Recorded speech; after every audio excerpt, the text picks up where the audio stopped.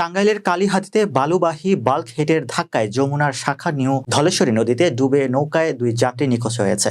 সোমবার সকাল 11টার দিকে উপজেলার জোকারচর এলাকায় এ ঘটনা ঘটে।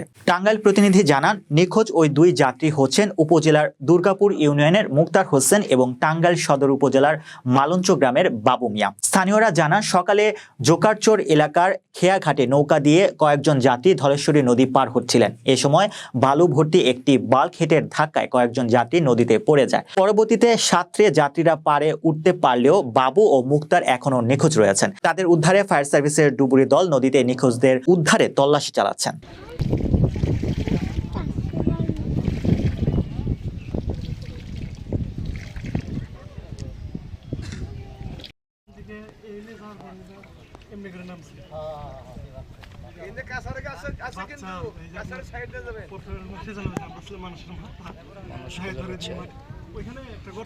ঠিক আছে,